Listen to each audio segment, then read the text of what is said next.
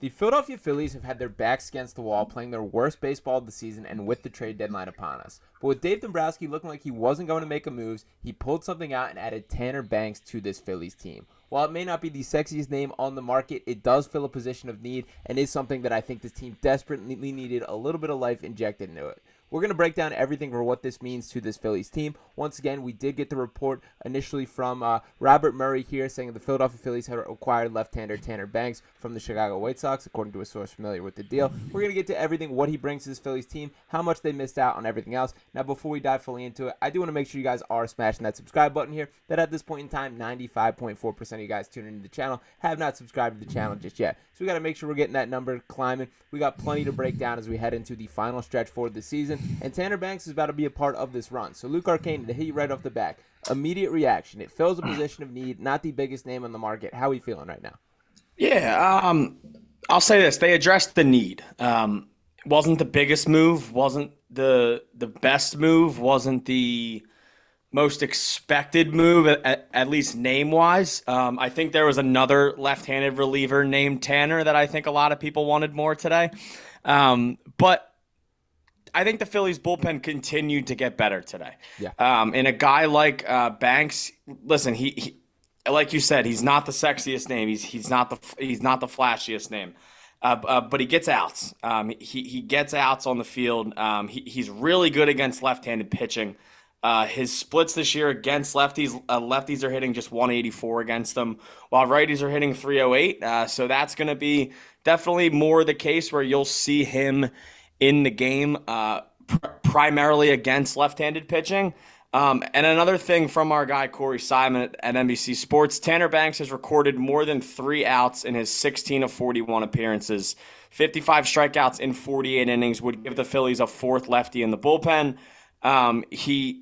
He's giving length, right? He's not a guy that can just pitch 1 inning. He's a guy that's going to slot, sort of into one of those middle reliever roles. And I think sort of a fill for Sir Anthony in that kind of middle reliever role. But once again, obviously not the biggest, flashiest move, but I think they definitely addressed the need. Yeah, and I do think the left hand is a big deal here. That kind of get talking into things. We talked about the trade from Sir Anthony. That was a key arm that they were kind of relying on, and bullpen was already in need before that trade. Now, they did add Carlos Estevez, but that's another righty to the rotation. 2 guys like Matt Strom and Orion Kirkring here. Having another left-handed just arm out of the bullpen, I do think is great. And to kind of touch on what specifically that he does bring to the table, 41 games this season. He's pitched 48 total innings. Just 5 home runs are allowed, 55 strikeouts, so over 1 per inning over there. Just 47 hits allowed, which is really good stuff there. The ERA does not stand out, 4.13 overall, but as you mentioned, some pretty significant splits as far as righty and left-handed, and I do think this is going to be pretty clearly kind of a matchup type arm that it's good to have. And as we got this report from Matt Gelb, it is worth noting here that he is going to be a multi-inning reliever is the expectation.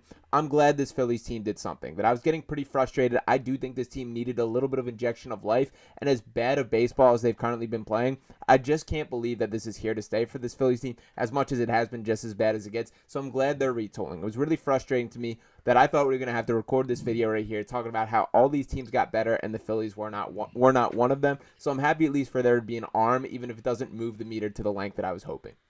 Yeah, and I think that's the bottom line, right? The Phillies, their bullpen got better. Yeah. And I think that was at the top of my list heading into this deadline. You have to bolster the bullpen. You can never have enough arms. They got a guy in Carlos Estevez who's going to now have a bunch of 9th innings for them.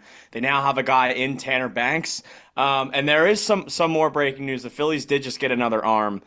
They've acquired Seth Johnson from the Orioles, who is a prospect. He's only 25 years old. He's only gotten to Double-A, but in 18 starts in Double-A this year, he has a 2.63 ERA in 65 innings.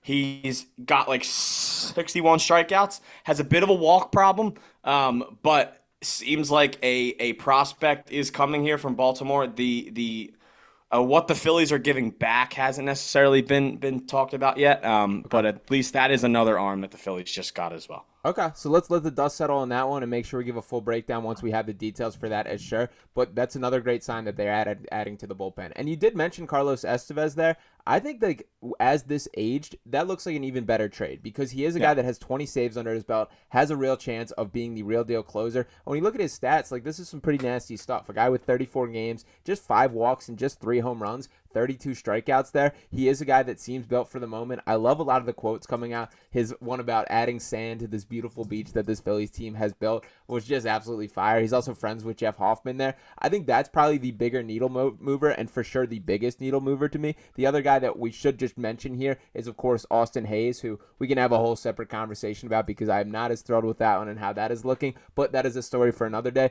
I do want to make sure that we are talking a little bit deeper about Tanner Banks here. When speaking about kind of the left-handed rotation, where do you think he fits in? Obviously, Matt Strahm, probably the top dog out of the lefties. Alvarado, it's kind of, we'll see how things shake out with him. But do you think he's a guy that's going to be very situationally used, or do you think there's a chance that this guy could prove himself into a high-leverage reliever for this team?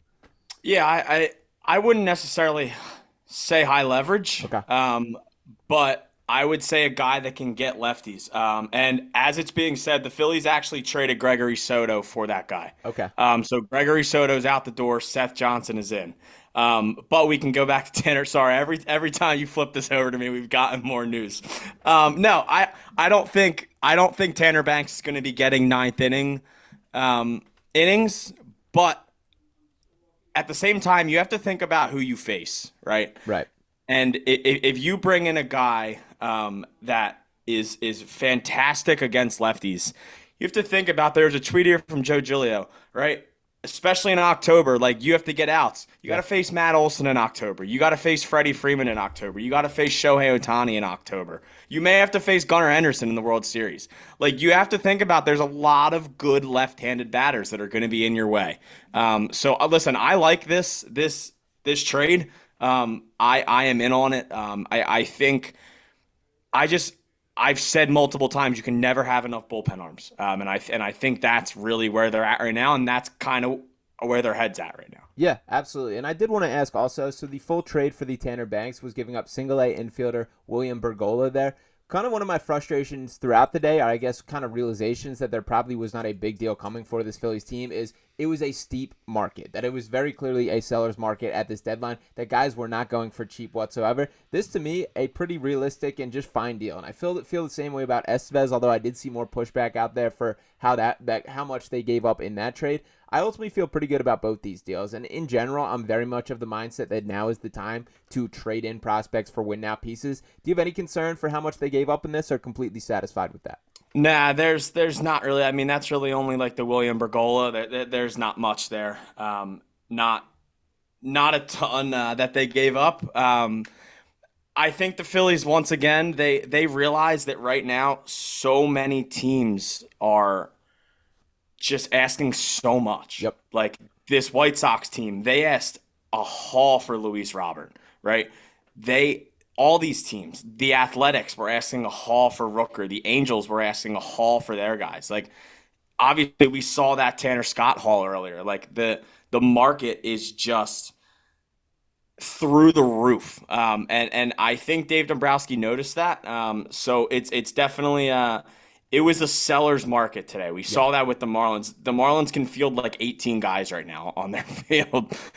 So yeah, it was definitely a seller's market, and you can really only do, so much in a market like that. Yeah, absolutely. So a lot more to break down as we kind of get the dust settling for the rest of these deals, but we did make sure that we did want to dive in on Tanner Banks immediately. Make sure you guys are staying tuned to make sure that you're checking out those videos coming soon as well, and the best way to do that is once again by smashing that subscribe button right here. 95.4% of you guys watching these videos have not subscribed to the channel just yet, so we got to get that number up. We're going to have plenty more content coming out as everything finalizes from the trade deadline and get ready for this final Phillies push. So drop your comments below. Let me know your thoughts on this move overall. Make sure you're smashing that like button and dropping and subscribing to the channel overall. We'll be talking to you next time right here on Phillies Digest. Peace.